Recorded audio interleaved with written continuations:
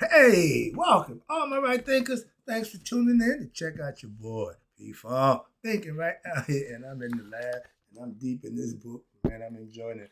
We about to learn how to reprogram the mind. How? By becoming the right thinker. This week, I threw that in there. Let's go. Rightism, 25 rule, live by storytelling, story with a message. There's always a message in my stories for life. I give life lessons. You tune in to receiving them. I appreciate you. We got a good thing going. Let's do what we do. Right thinking mission is to enlighten, inspire, educate, and motivate you, the individual, to a higher spiritual level of enlightenment. Right thinking way of life through mental and spiritual discipline, practice daily, will help and guide you to attain your goal of reaching spiritual enlightenment, aka know thyself. My mission as the right thinker is to get all my right thinkers to know thyself. If you're a right thinker, your goal is to, yep, know thyself. You see where we're going with this? So let's get it together. So I ask the question, do you know you? You know what I'm through. That's what I do. It's rhetorical. But if you don't have an answer for yourself, tune in. I got you. A person who knows not and knows not that they know not is foolish. Disregard them. A person who knows not and knows that they know not is simple, but you can teach them. That's why I do what I do for you. I appreciate you too. Stay tuned. I got more for you. A person who knows not and believe and think that they know is dangerous. Avoid them. I do. A person who knows and knows not that they know is spiritually asleep. I can awaken them. I'm the spiritual alarm clock here to wake you up with knowledge of self. That's what I do for you. A person who knows and knows that they know is wise. Follow them. All these persons reside in you. Right thinkers, know thyself and to my God be true. P Funk's philosophy is going to talk about how reprogramming your mind or how to reprogram your mind by becoming the right thinker. Now, I'm going to break this down for you. Then I'm going to close it out with the mind and soul. Dun, dun, dun, dun. Good lessons. Okay. A philosophy that ain't mine, but I'm agreeing with it 100%. So let's go. Reprogramming your mind. When you break in old habits and reprogram your subconscious mind, that's called changing your life. That's called an epiphany, life changing experience that you control, that you in total control over. And the reason we'll fall back, the reason we fall back into what old habits is that those habits are so deeply embedded in our subconscious programs that it's hard to shake. It's hard to shake. And since the subconscious automates our actions, you need to get on board with that thing. We naturally repeat what is familiar, even if it's bad. Okay? This is why you got addicts. You got men and women who, because of their desire and their inability to control that desire, they're gonna cheat, they sleep, whatever. Why? They can't control themselves. Okay, they ain't been reprogrammed. Okay, when you take it into consideration to get psychiatric help, you're being what? Reprogrammed. George Clinton told a long time ago, for you, if you're misprogrammed, you need to be what? First of all, deprogram. That means wipe that nonsense out and then reprogram. Get it? That's the concept. Break it down, tear it down, and rebuild it up with the right stuff. That's the concept. That's called fulfill your potential, better yourself, change your life around. Everybody got a name for it, but it's all done internally and it's done with the mind. So we naturally repeat what is familiar, even if it no longer serves us, meaning even if it ain't right, we still gonna do it out of habit. In order to break, there we go, let's get to that part. In order to break these patterns, aka bad habits, cycles in life, some of us never do. Okay, and that's what my lesson today. Reincarnated for all you material lovers, all you material world lovers. You like this? You'll be back. Trust me. We must go beyond the physical conscious mind and access what our subconscious mind. I just told you, you are the 90% of what you do is from the subconscious mind. So you might want to get in touch with her. Yeah, I said her is the female aspect, okay? Where these habits are stored, good and bad. Mm-hmm. Simply relying on your willpower is not always good or strong enough to make it happen. Why? Because your subconscious mind controls 90% of your actions. Did you know that? Well, you go to church, we gotta give 10% to God. Didn't he tell you you only use 10% of your mind? Yeah, the left side. Other 90% on the right side.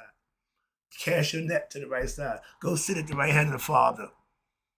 All those are symbolical lessons to tell you the right hemisphere of the brain is where you want to focus on. Why? That's where everything takes place at. The key to lasting change is rewiring these deep-rooted programs. You have to cut them off. Cold turkey. No, just stop. Just stop. When you're doing something wrong, the best thing to do is just stop doing it. Calm down. Okay? You can't change still doing the same thing. That's the purpose of reprogramming. When I was a kid, I did this. When I was young, okay, that's excuses. What? To keep doing the same dumb stuff. That's why you ain't been reprogrammed yet. Okay, you need to be reprogrammed. First of all, deprogram that nonsense that's got you doing that you're doing it anyway. Sorry. Psychologically, I can help you out. Okay, let me just get back to it. But 90% is run by your subconscious mind of your daily activities. And the key to lasting change is to what? Change and rewire the program. So how do we do that? Ding, ding, ding, ding, ding. I just told you how to reprogram your subconscious mind, become a right thinker, turn into your boy every day. That's what I do for you. These are various techniques. I'm going to break it down. They got 2 of them, and I use both of them. I'm familiar. To access and really influence the change of your subconscious mind, it takes work. First of all, it starts with meditation. I gave you a whole book on that. We ain't going to go there. But one of your most powerful and effective methods to change your subconscious mind is meditation.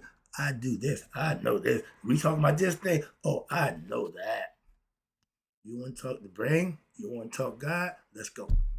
Okay, we can be an argument, but we can. I know some things. Let me see how much you know.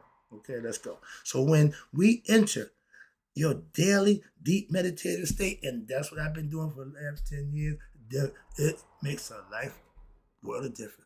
Trust me, in your own life. Damn, what some else think I could care less. But you become a different person from the inside out. Why? Because now your brain waves, we just talked about that, your frequency slows down, giving you your direct access to your subconscious mind where we can implement our new belief systems and new habits and desires for the better. You got to focus, you got to pay attention, and you got to really want to. You can't serve God half-assed. God don't take a little bit of nothing. You give me all of it, don't give me nothing at all. I don't want 99.999. No. Okay, understand it. That means you got to be all in. My mother-in-law had a phrase, you all in? Yeah, I'm all in. My pastor, he all in. Why? I asked him, how could you stay in that book for 50 years I've been knowing him? He said, Brother Wright, I don't know nothing else. And if I'm wrong, so be it. But how could you be wrong when you got God with you? You ain't wrong. If you find God, you can't be wrong. It's all those who claim to be looking for God or who claim to found him and ain't showing it by living. Those are the ones that's wrong. Okay? Don't be them. All right. But here's the technique. Right quick. Okay, we good. I got half a page of information. So the technique number 1, it's 9 things. Okay. First one, technique number 1, deep meditative programming. That's what you want to get yourself into to be able to control this thing right here. Here you go. Find a quiet place. Get comfortable, either sitting or laying down. I prefer to sit up. Okay. Get in a relaxed position. If you're laying down, you're going to go to sleep. When the mind gets comfortable, it just eases right into that next state. Okay? That brainwave, once you get comfortable, relaxed for meditation, it's easy to slip into that. And all of a sudden, everything is shot to hell now because your subconscious takes over and run wild because there's no one to control it. Okay? Meditation means you're controlling your subconscious. Watch this. From my philosophical concept, but they're telling you the same thing. Sit down, lay down in a relaxed position. Number 2, bring yourself to the present moment. Again, Not yesterday, not tomorrow, now, right here, right now. That's called being conscious. And that's 10% of your control. At the present time, you're in 10% control of that. Y'all can't even perceive that, but that's the bottom line of how this thing works. And y'all didn't figure that part out. I'm here to help you do that. So I'm just putting out there. You laying the foundation. I'm just building it. All right. But most of us, you need to bring yourself to the present moment. Stop everything. Calm your mind by repeating. These are what called words of Hecker, words of power. Y'all call it whatever. But it says, number 3, you state these words. I am right here now. Nothing else matters. And this is the mindset. It's a mindset. And do this for the first 5 minutes to calm the brain down and get the brain under your control of the brain. By the way, I am, that puts you in control now of the thought process. What you're going to do after the am is all on you. All your affirmation, they're going to talk about that. It ain't nothing wrong with that. Why? It's motivation, inspiration. That's what you need to have. And whatever gets you there, by all means, knock yourself out with it. I got my purpose. I got my way, so I understand everybody got a different way. But you got to center yourself with clearing your mind, first of all. That's called centering yourself. Now, number 4, close your eyes. The reason why we close our eyes to meditate, why? Because the spiritual eye opens up. When these eyes close, the third eye opens up. Now we in what? Spiritual dimension where the third eye is operating. That's why. And when you focus on the center of your brain, what's there? That's the pineal gland. Ding, ding, ding, ding, ding. What? When you focus on the center of your brain, what's there? The pineal gland. And where your deep awareness is accessed. What they mean if God is tapping into that pineal gland. That third eye, that's what you need to see God. Nobody see God face to face. Why? He's not in that form. Okay? He's spirit and consciousness. Hence, he's invisible. Amen. Hidden. You can't see him. You got to find him. You got to become conscious of him. All these things I teach from my philosophy. But I'm getting the concept, but he's telling you the same thing. Number 5, empty your mind. Some people here that say, I can't stop thinking. I can't cut my thoughts off. You have no control over your thoughts, then you have a problem. If you can't slow your mind down, you ain't controlling you. What the hell? Try not to think. Some people don't understand that concept. I am the ultimate thinker. I know when to stop thinking and let that other part take over. That's the higher self. That's what you got to get to when you go into meditative state. That's what that's for. You communing with God. And it's internal. If your thoughts arise gently, you shift your focus back to what? Your brain center. Tune into the pineal gland. Go back to God. Start from there. Number 6, begin your day affirmation. Once in your deep meditation, begin affirmations. Once in your deep meditative state, now you start to repeat it with affirmations about what you desire. And again, visualization. You see it in your mind. That's what they were teaching you a long time ago. It ain't haven't changed. Mental visualization. You see it as if you already got it. Preach or pray like it's already yours. When I used to do my lesson, we had an affirmation class. So we had an hour-long session where we spoke affirmation. We got our mindset. Everybody was in a good state of mind. So when I came in with the right thinking, it just fit. And everybody enjoyed that. It was been going for a while. Okay, but again, all good things come to an end. But when you use the present tense, when you in prayer or in that meditative state of mind, as if you already have what it is you're asking for. It's faking yourself out, telling you already got it, but you're asking for it. See the game right there? That's the mind game. For example, I am confident. Some people call it cocky. Some people call it conceit. I call it confidence. Why? I got swag. I'm cool. I maintain. I understand who I am. That's all confidence. That comes from within. That don't come from out. And I am successful in my endeavors in life on a day-to-day basis. That's what I live on a day-to-day. Moving on. And when you're successful, what you did yesterday, you do it today. And tomorrow, you plan to do the same thing. Okay. Number 7, feel the emotion of what? Already having it, what you praying for, what you want. Emotions is the language of your subconscious mind. Females, Imagine how you would feel. Again, emotions are felt. That's this thing here. If your desire was already real, fully embody that feeling of what? Already having it. Wanting something, uh, perceiving it, conceiving it. Now, how do you manifest it? By achieving it, by putting the work to make it happen. That's manifestation. Y'all call it magic, miracles, or whatever. But number 8, you stay in this state of mind as long as possible. My longest mindset, my longest meditation ain't even an hour. Okay, I thought I was mad, but again, it ain't about the time. My teacher, who I followed, he went into meditation. He came out 13 days later. So when he speak, I listen. And stuff he says is just, yeah, profound. Okay. And the longer you hold onto this state of mind, the stronger your subconscious imprint will become. And the subconscious is nothing but what? Gotta get it, gotta get it. If it's on something, you got to do it. You gotta get it. That's why you want to make the impression. So it's gonna drive you. Okay, that's the force. When you do this, repeat it daily.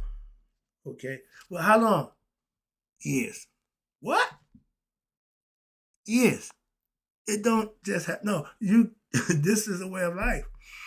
I tell you every time, this is a way of life. You don't just do it every now and then, willy-nilly. No, you got to become living it. And that's the difference. When people do this, they usually go to monasteries and temples because they can follow what they want to do.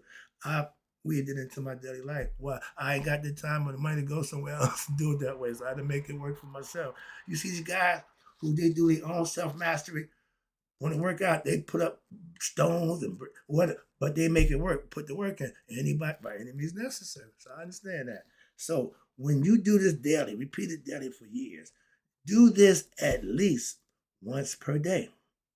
Ideally in the morning, or just before bed, when your subconscious mind is most receptive. Okay? Meaning at night, when it's time to go to sleep, your mind is a little at ease, so you got the hypnotic state. You go to theta mode when you are open for a whole bunch of suggestions. That's the 9 steps to the first technique for deep meditative programming. Those are things that you can do for yourself when daily. Okay, and all the benefits is yours. Let's talk about technique number 2. Morning subconscious reprogramming. That means this is all the things you do in the morning to start your day. This is my area right here again. Like I said, first thing you do, you give thanks, do prayer, and then go into my meditative state. After my morning workout, my morning washroom, hygiene, go right to the meditation. And you go into, see, I don't need much time to pray. And today being Wednesday, I'm a prayer warrior, so we could do the prayer line. But I keep my prayer short, but I keep my meditation long. Immediately after waking up, here we go. This is my morning, and this is pretty much my morning program. What's this? Repeat affirmations. Thank you, Lord. Thank you, Lord. I got it from here. Affirm what you desire in the present tense as if you already have it. Just told you that. That's the same concept, but this is the morning start. This is the morning program. For example, I am in abundance. I am God. Okay, I am good. Okay, anything that affirms something in a positive light for yourself, that's what the affirmation is all about. So you can start out feeling good. I am healthy. Wow, I go to the gym every day. My health is good. My life is full of success. I do the right thing on a daily basis. That's success in life. When daily, that's what you do. Okay. Number 2, you feel the reality of your affirmation. You don't just say it. You got to. I'm still listening to a record. Ain't no stopping us now. That record came out back in 1978. I still listen to it. I get charged and juiced up as if I was back in my heyday when it first came out. Okay, so I get that concept also. You got to feel it. Ain't going there. Oh no, stop. All right. I ain't going to tell you about what that is. Moving on. Feel your reality and feel the reality of your affirmation. That means the key is not just saying it, again, the words, but embodying it, the emotion of already having it. Feel it. Again, get involved. For example, I am abundant. Oh, I did that. Excuse me. No, we down here. Excuse me. For example, the key is not to just saying it, but embody the emotion of already having it. Yeah. But you ask yourself, who your higher self, what would it feel like if this were true right now? Okay. Bringing your imagination into reality. Number three, you listen to affirmations on a repeat throughout the day. You keep that thought. You keep that thought. You get certain records, certain little phrases. You use them to inspire and motivate you during the day. You play records that's affirming while working, driving, or resting. I still play old school music. I love jazz. When I'm doing my thing, I put the jazz on. Why? There's no words. They disturb my thought process, just the music. So that soothes me and puts me able to create what I'm doing without being interrupted with words. So again, and the more you hear and feel it, the stronger the imprint is going to be on your subconscious. Okay, the subconscious don't know you don't have it. Okay, it don't know that it ain't happened yet. That's what they're trying to tell you. All right. Number 4, into visualization. See it in your mind. See it in your mind's eye. What? Third eye. Right now, I'm using my mind's eye.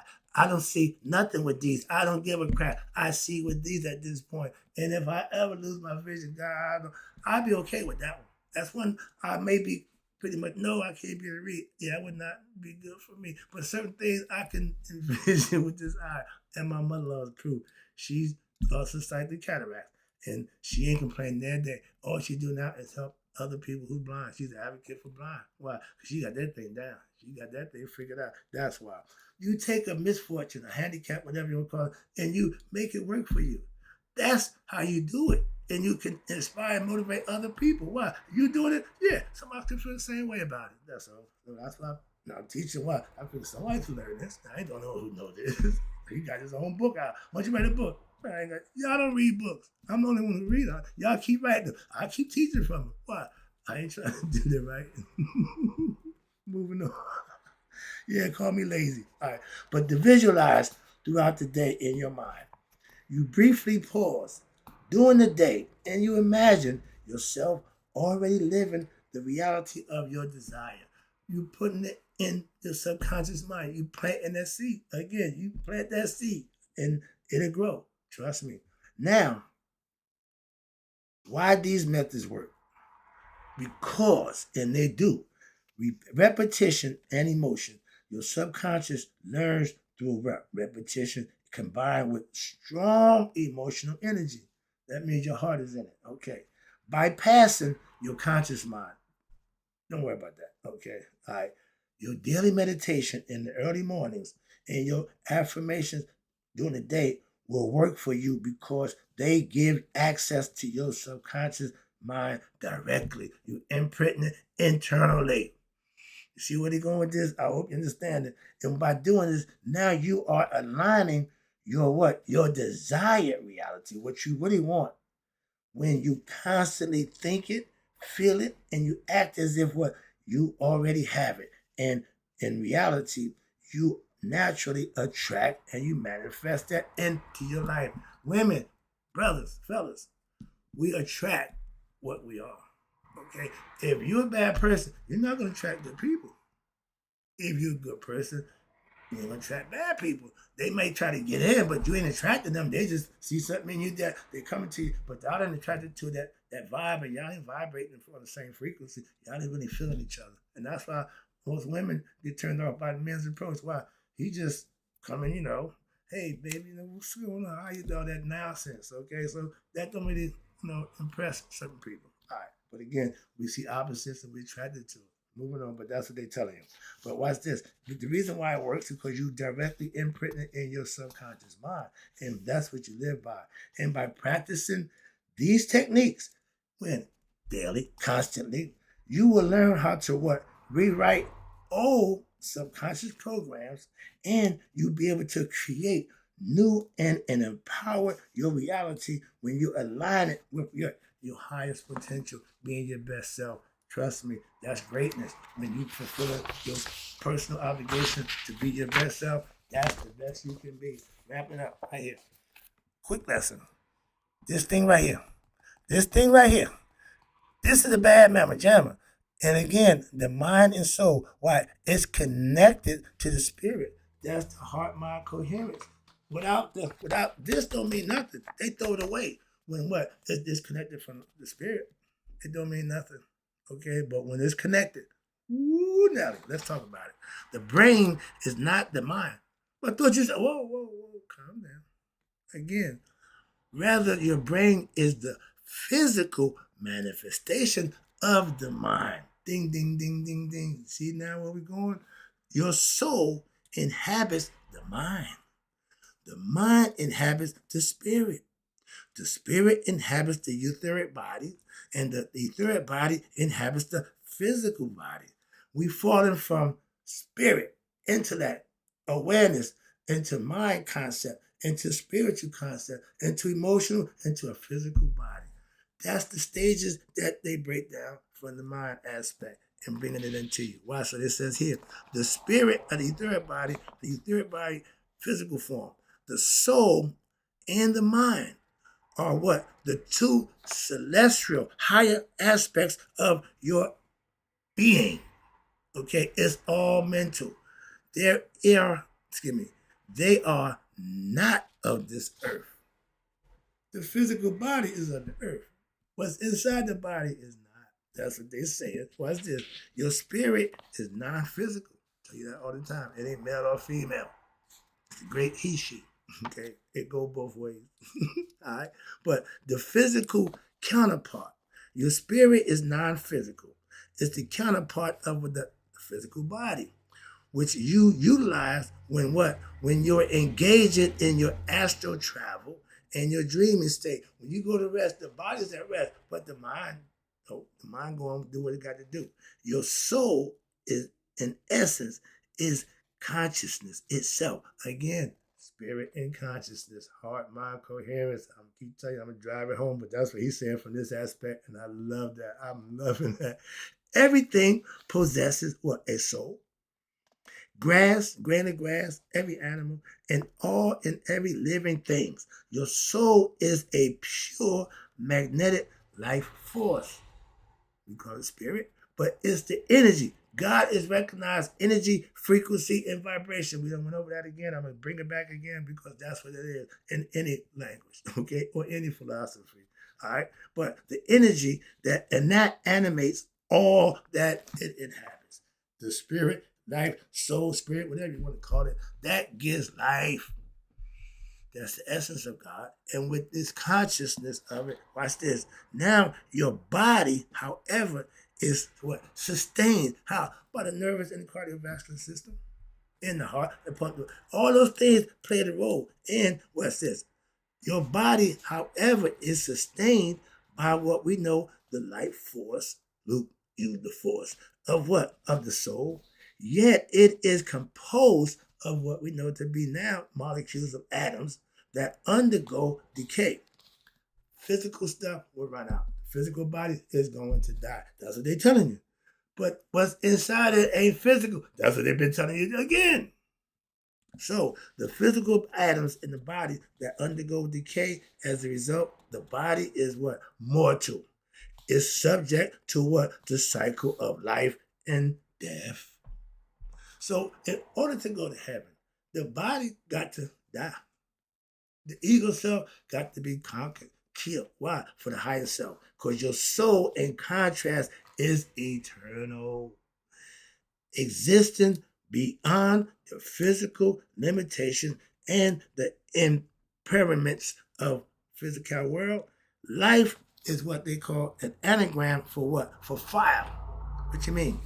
Your eyes, these things here, record and send information back to this thing here because it's encased in darkness. But between these two things right here, two hemispheres, okay, conscious, subconscious, male, female, whatever you want to do, make a difference, left, right, up, don't care. But what connects to them is the pineal gland that's tucked away back up in there.